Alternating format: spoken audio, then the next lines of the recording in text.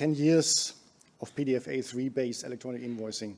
To be exactly, it's 12 years, but I think it sounds much better for such an event like these PDF days to say 10 years, because it's not quite sure whether it has been happened in 2010 and 2011 or 2012, when we came up with the idea to use hybrid documents for transporting electronic invoices or other documents as well.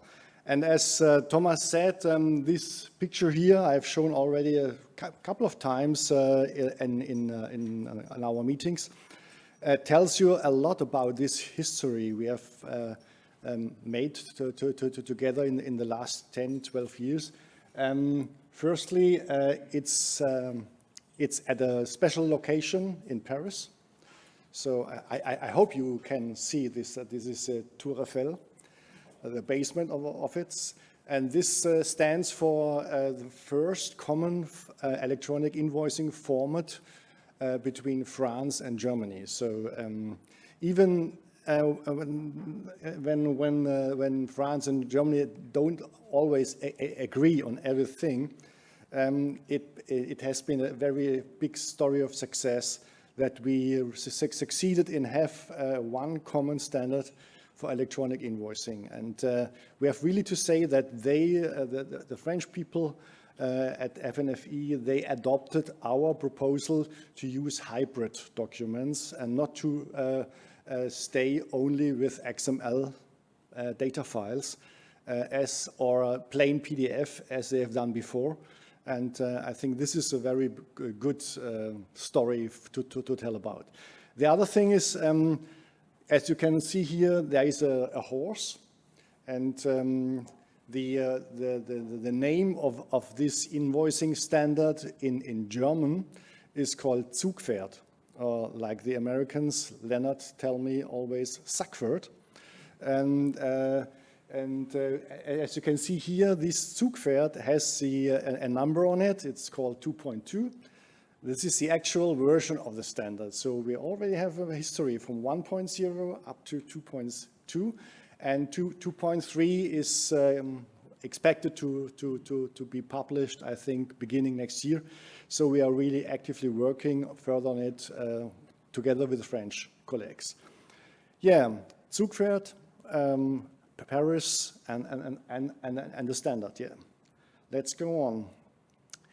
The very beginning, I think it's a little bit important to reflect the ideas we had when we started to think about electronic invoicing in Germany at the beginning and later on also in Europe, and also how we came up with PDF A3 and not with PDF A1 or plain PDF or something like this.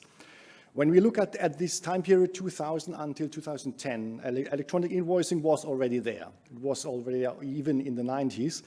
But the most popular ways how to transfer electronic invoices at that time was to exchange EDIFACT messages via file transfer or AS2, a specialized way of file transfer. Or the other way was sending plain PDF invoices. They call it then electronic invoice. So just to throw away the paper, put the invoice into PDF and send it via email. That's an electronic invoice at that understanding.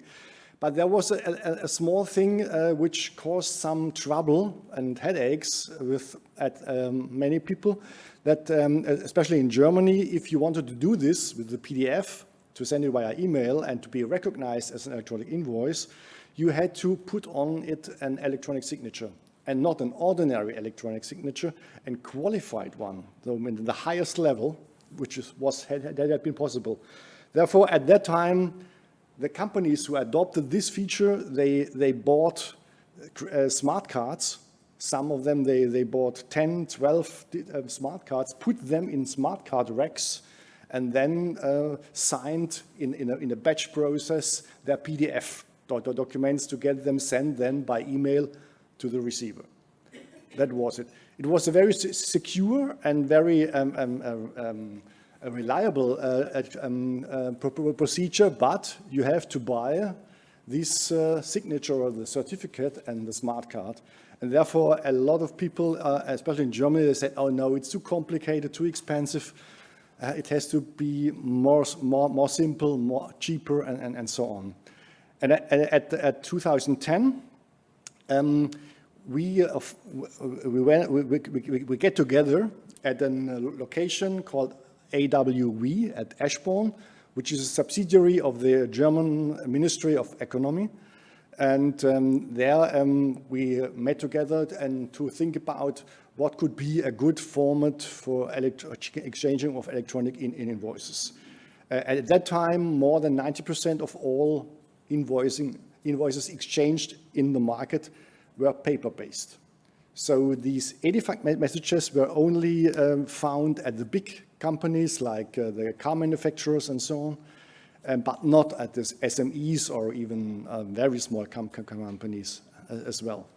And in that year, 2010, an important thing happened, especially to us to my company, because our major focus is not electronic invoicing, it's electronic signature. In that year, the EU abolished the requirement for qualified electronic signatures on electronic invoices. Both. For us, it was a real shock, because before it was a market argument. We sold solutions for this, and then the EU came up and said, we have thought about this and we think it's not necessary anymore. And I said, okay, but 10 years it was necessary. Why? It's too complicated and we want to come back to a more simple procedure. And how do we ensure integrity and authenticity of an electronic invoice? Yeah, that's a problem. You should solve this in your own country. Good chance. Yeah, okay, and that was also the beginning. Okay, the Germans, especially, they were not so fast as usual. So the EU said, okay, 2010, you can skip it. But the Germans, they needed another 2 years until they really said in their regulations, okay, we are out of business with electronic signatures in electronic invoicing. You don't need it anymore. Yeah, in 2012, they said, okay, no format requirements. That means, at the beginning, okay, no format requirements. That means I can just put on an email and write in the body of the email, invoice, invoice number, invoice total, tax total, with best regards, Bernd. Yeah, that's an invoice. Are you really sure? Yeah, the EU told us no format requirements, equal treatment. Okay. If you give such a degree of freedom to a German, it's not very comfortable for us, because they say, oh, there has to be some regulation. It cannot be. And therefore, the people, they said, okay, it's nice to just to send an email and not to spend any money for postal services, but there should be some regulation about this. And the economy, they moved very, very fastly to plain PDF. They said, now no signature anymore, just send out your PDF. Take the PDF library of which you trust the most, produce your PDFs and send them out. That's it, not more. Very cheap for the sender, but to be realistic, if you receive such a PDF, you have the same amount of work to do than receiving a paper. You have to read the PDF, and then you have to transfer the information from the PDF by hand to your own systems. So there is not a real benefit of this electronic way without the saving of the postal service. That's it, okay. But this is for the sender, not for the receiver. And on the other side, the edifact people, like the car manufacturers, they said, okay, there is no change for us, let's keep on. And we at FERD, this Forum Elektronische Rechnung in Deutschland, this Forum for Electronic Invoicing in Germany, we saw a real need for an electronic format which can be used by small companies as well as big companies. And which can also bring savings in the process of invoicing, not only to the sender, but mostly also to the receiver. And there we came up with the idea, okay, let's take PDF because it's well established for the visual representation, and every SME can handle such a type of format. Let's take an XML format for the invoice data to enable process automation, because at that time XML was very, very popular. Today, one would perhaps more take a JSON format, but at that time, XML was the most preferred one. And then we said, okay, we have now both forms of our representation. Let's put it together. And then was the question, how can we achieve this? And just to show you what was the broad of the discussion we had, was if you, on the left side, the classical way paper, still common in the economy. On the right side, the complete dark processing, the so-called EDI, electronic data interchange. So we only exchange messages. You don't print something, you don't visualize something. It's only processed between systems. And in between, you have scanned files. That means PDF files containing an image. You have the PDF A-3 with its container facility. And then you have web EDI. That means the sender of the invoice has the burden to call a web page of the receiver and put in all the data by hand into a web page. Okay, there are systems like RPA, which facilitates a little bit to filling out such complex masks, but this is not a real advance in automation. It's just a sort of, okay, a small step to make it a little bit more easier for the people. And the role of PDFA, why we came up with PDF A-3. At that time, you have to remember, 2012. 2012 was also the year when PDF A-3 was published for the first time. Until 2012, we only knew about PDF A1 and PDF A2. And in in 2012, PDF A-3 came out with the ability to include different file formats. And I remember very well, I think also Thomas remembers this, the intensive discussions we had with a lot of people, especially in the archiving sector, who said, okay, PDF A-3 is not a real archiving format because you can put everything in it. And this is a contradiction to the principle of PDFA. And so we don't want this, we don't need it. We will keep very fine with A1 and A2, but A3 is, okay, devil's thing. Nevertheless, there had been also people like us who said, okay, why not? It's a good chance to do this in this way.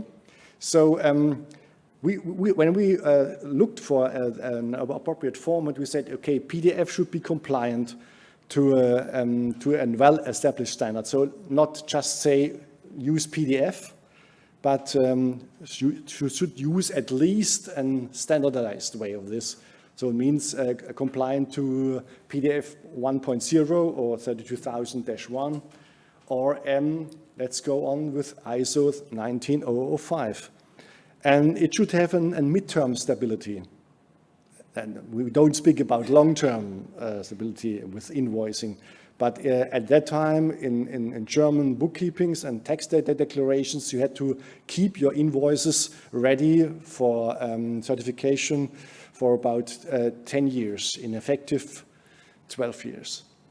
So every kind of format, PDF A1, 2, 3 would have been suitable for this.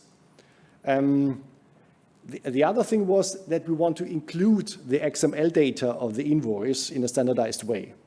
And then the choice narrowed very, very fastly, because the only kind of PDFA which supported the inclusion of different file formats, not PDFA, was PDF-A3. Yeah, okay, additional documents should also be included.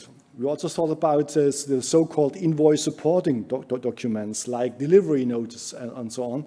They also should be embeddable in their original format. Either they are in Word or Excel or scanned format or whatever else within this PDF-A. Also, this was a reason for an argument for PDF-A3. And there should be a marker inside of the document which tags it as to be an invoice. That means that I can ask the document, what type of document are you? And then it would tell me, okay, I'm an invoice, I'm an electronic invoice, compliant to Zugpferd, to Factor X, or whatever else standard. That means you needed a sort of a standardized way to handle metadata. And this also was regulated the first time in that way with PDF-A. And therefore, finally, we came up, the only chance we have to use this to fulfill all these requirements was PDF-A3. That was the reason why. And I know that the people at PDF Association there, or how it was called at that time, the PDF A Competence Center, they were very happy that when they heard about this this news, that, okay, we have found a real use case for applying PDF-A3. Because most use cases at that time were to convert scanned images to PDF-A.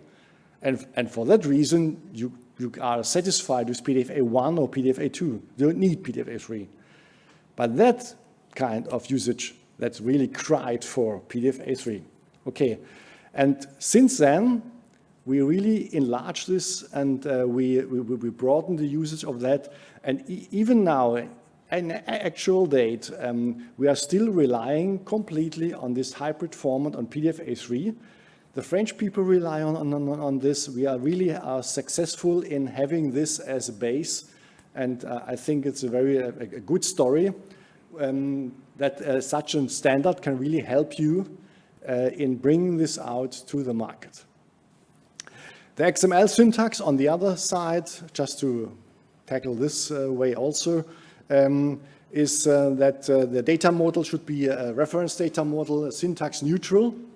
At that time, there were a sort of battle, it's still in this case, between UBL and so-called cross-industry invoicing, CII, the UNCFACT standard. They both have common roots, but the syntax is different. And there is a sort of frontier, a borderline through Europe. The northern countries, they rely on UBL.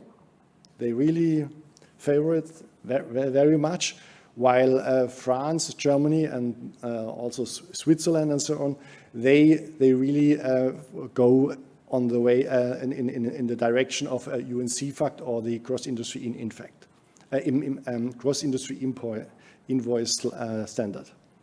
Yeah, we at FAIR, we recommended to use the XML syntax of the UN. That means not using UBL, which, yeah, okay, and we are using also this modeling standard of UNCFACT, which also has been standardized at ISO, the so-called Core Component Technical Standard, CCTS.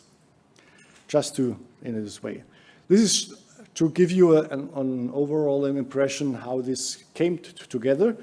And as you see here, there was also a parallel development beside our Zugpferd, was that the EU started a standardization process at CEN and came up at the end of 2017 with a standardized way to how to build electronic invoices, and with the recommendation to use one of two syntaxes, cross-industry invoice syntax or UBL syntax, just to have satisfied both parties within this club of invoice people within Europe. Yeah, okay. And in 2016, we really had the chance to fuse both streams, the German stream and the French stream together. And then we declared this common format from both sides, Factor X. It's, yeah, it was a crazy idea of one of our members there that he looked for a name which could be pronounced without problems by the French people, and which could also pronounce very well by the German people. And as there is one comic which is popular in both countries, namely Asterix, he came up with the name Factor X. This was, it was surprising that the French people said, okay, this German proposal is nice. We will adopt it, and therefore, since that time, it's called Factor X. And we in Germany, we had since then the problem to argument to the users, it doesn't make any difference whether you call it Zugpferd or Factor X, it's the same. And then the customers always ask you, but why are you then telling it Zugpferd? Yeah, it's historical reasons and so on, because there was a naming and so on, which was documented in old things, and we have to keep it, and I hope that we can resolve this conflict in the next years. So came up then with only one name, and to solve this problem of misunderstandings. Okay, this is just more details. We know different profiles to satisfy various needs in the market. This is also a timeline. You have it in the slides. I go over this very fastly. This came up now just with an overall picture of the actual state. We know all these standards in the moment in France and in Germany. And mostly, this is a German picture here. You can see this Zugpferd 1.0, which was the first one, published in 2013, I think. And then the actual one is 2.2, which is the same then Factor X 1.0.6. Okay, this makes it perfect that you misunderstand it, but it's really the same. And on the right part, you see the so-called X-Rechnung. And it's also a very German phenomenon that the government and the public authorities, they always think they have to do it once more and again and for their own. And therefore they said, okay, we have to adopt the EN 16931 standard from CEN. I've showed to you on the slide before. But this is quite good, but there has to be some ingredients which are specific to the German needs.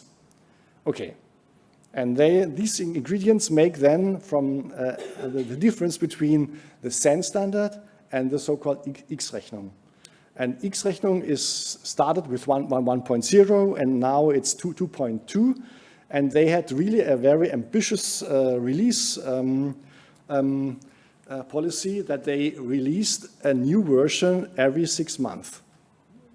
So it's the difference. For us, it would be impossible because no market can take such frequency of releases.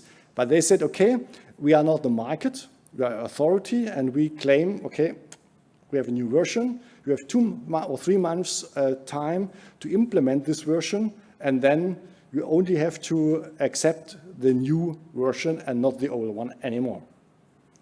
That was also one of the reasons why we said, okay, do your own thing, because we cannot do this with our companies. Most of the companies in Germany who have moved on to the train of Zugpferd, they still use Zugpferd 1.0. Even as they know that this is our end of life and so on. But they say, okay, That's right, we know it's an end of life, we don't get any support about this, but it solves our needs. And why should I change the system just to be up to date with no benefit? And therefore, they still run these older implementations of the standard. Yeah, and as you see, can you see here, the public authorities, they don't follow the proposal to use this hybrid approach. They remain purely at XML. That means if you, for example, if you need to send an invoice in Germany now, actually with an amount more than 1,000 euro to a public authority, to a city or to a country or to a ministry or something like this, you have to send this as an X-Rechnung in XML format without any PDF, just plain XML. And then we always asked them, okay, and what are you doing with the XML? Because on the other side, there is a person sitting and has to look about the entries and has to decide whether they are correct or not. Can they read natively XML? That's not our problem. That's a problem of the institution who is then certifying the invoice. They have special systems and they do this and okay. Yeah, but why don't you take our approach with the visualization of the content for the human certification and then process the digital XML data? Yeah, but we don't want this visualization because it could be different from the content in the XML. It's like, yeah, in principle, yes, but as you have seen, after 10 years of experience in the market, it's not the case. Doesn't matter, we rely only on pure data formats. Okay, that's in the moment. Still, in this way, there are a couple of public authorities which really say, okay, we also accept hybrid documents as well. And they are really, and don't have any problems with this, and they can run very well. For example, the city of Hamburg, the city of Reutlingen, they say, you can send us Zugpferd, you can send a Factor X, no problem. We can process this without any problems. But the base, the core at the public administration, they really say to you, okay, we understand your approach, but we only want the XML. That's it. Therefore, no chance for PDF Association to step into the door and to place PDF A3 in this way. Yeah, okay, for the people interested in the structure, how this such an invoice looks like, just here a high-level diagram. I don't go about this. It is just an excerpt of the header of such an invoice and so on. Also that we have a problem I identified that, for example, if somebody implements only the older standard Zugpferd 1.0, he cannot send such an invoice to an implementer of pure Zugpferd 2.x. That's not possible. Normally, if you rely on an invoice service provider, they will manage for you these incompatibilities. But in this way, it is perfect if Zugpferd 1.0 to Zugpferd 1.0 or Zugpferd 2.0 to some point to Zugpferd 2.x receiver, no problem. But to have this downward compatibility, there can be a problem because the dialect of the XML, not the PDF, but the XML has changed slightly, and slightly change in XML can cause that you can run into trouble when you process this automatically. Yeah, what's important, okay, I will skip this because this is only for the people who are interested more in this way.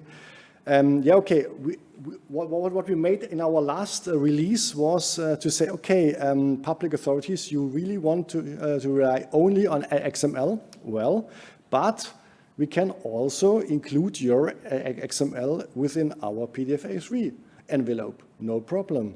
And we then stated a new profile, the so-called 6 profile, where we can now send a hybrid X-Rechnung to a receiver. And at the beginning, this wasn't a very exotic use case.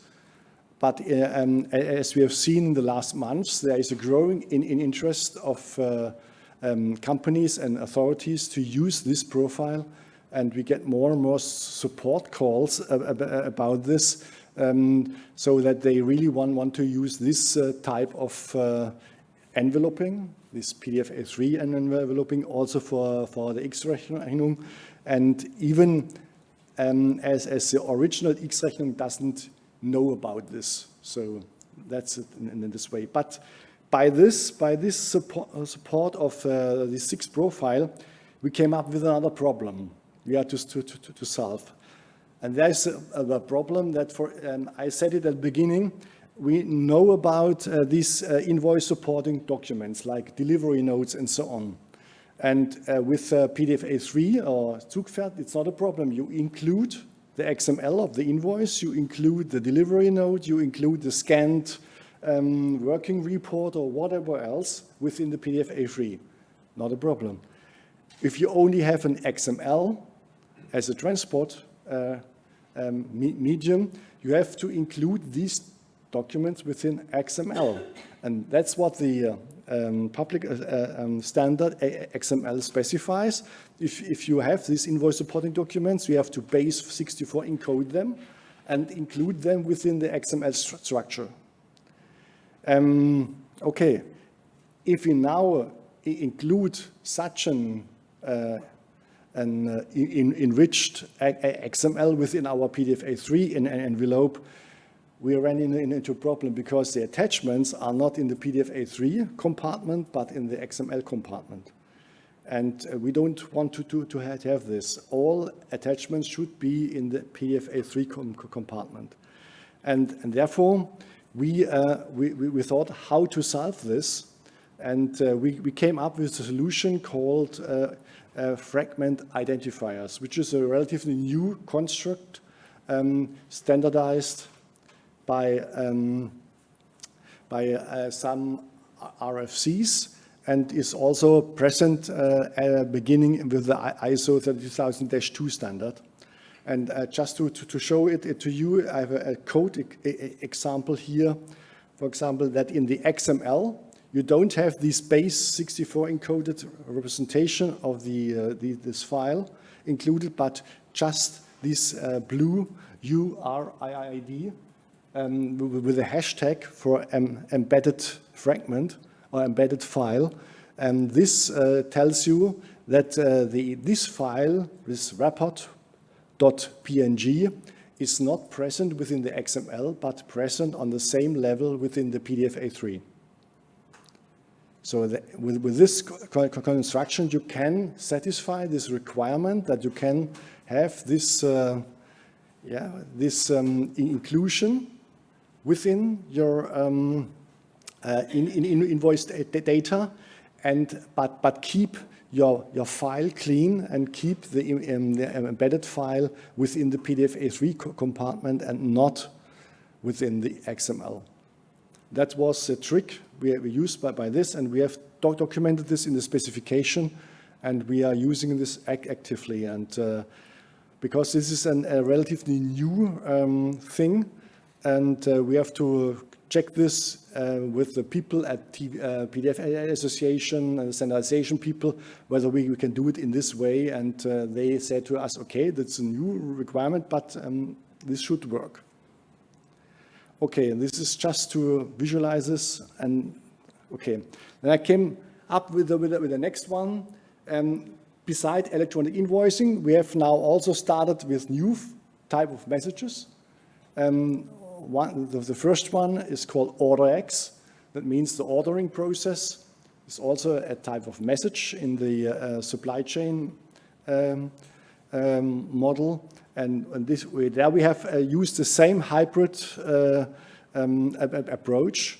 And even the French colleagues pushed us very hard. They say, okay, let's make it completely the same than factor X. Just call it order X and use it and also take it as a hybrid data format. The XML is also based on UNC-fact. It's not UBL. And we are using the same elements and structures for the XML, like in Zugpferd or factor X. And we are very confident that we are now, when we have finished this order X, we can go on with the next type of messages. And as you can see here, this is a small excerpt of the types of messages defined by the supply chain resource data model from UNC-fact. And the ordering is marked in yellow. There we have published order change, and order response. But there are quite a lot of other things. I've talked now only about the invoice, which is a very small part in this supply chain. But there are much more. There are the quotations, there are cataloging messages, dispatch advices, remittance advices, and so on. You cannot imagine how many electronic messages are exchanged between automatic systems in our electronic commerce today. And this is the approach here, is to have them all based on the same technological approach. That means hybrid documents. Okay, this just to show you again, master data informations, prices, stock, then came the order confirmation, order processing, accompanying documents, shipping of the goods, the invoicing, payment avis, and so on. A lot of things, and we are now concentrating on mapping the order also to this type of hybrid document. And we have introduced in the specification already the metadata. It means document types and conformance level, quite the same than for the Zugpferd factor X standard you can see here. Yeah, okay, that's it. So we really continue the same approach. This is a view. If you go with the XMP viewer from Adobe for such a document. And yeah, okay, the next type of document we are now transforming is delivery X, is the delivery bill, which matches the factor X and the order X, which is directly in between. Now we expect the first draft end of this year, beginning of next year. And yeah, okay, the work runs very well. And I think in 2 or 3 weeks, we have the next workshop together with the French colleagues at Cologne. And there we intend to finalize most of the things for deliveries. Yeah, but nevertheless, after 10 or 12 years of working in invoicing, there are still some wishes what we can do in this way, and this will also conclude my presentation. First of these wishes is that we want to also include the support for PDF A4. This is not only because PDF A4 is new and therefore you have to do it, but it gives you some improvements. One of this is you don't need to embed the PDFA extension schema in every invoice anymore. It's a very, very boring thing that you have to include this extension schema in every invoice. Okay, this is only about 500 bytes or so, but it doesn't make sense to include it in every invoice. Why? Okay, the standard states it. Okay, but in PDF A3, the PDF A4, this requirement has been abolished. The other thing I personally would really recommend is to enhance the metadata we store within the PDF. That means that the PDFA knows more about its content and could be asked about this information than before. For example, the invoice number or the order number, the totals, or the sender name. Therefore, if you put this within the metadata, you don't need to read the XML and look whether it's compliant with the XML schema definition and so on. You just have to read the XMP metadata or show it in a tool very easily, and then you know the most important things about the invoice document. And the last thing is, if you have this enhanced metadata, it would be fine if the tools out there in the market, the reader tools, the viewer tools, and so on, they really react directly on the type of such a document and say, it's an invoice, or it's an order X or an delivery X. I show you the most important data here. Bah, that's it. This would facilitate the handling in the market with the people a lot.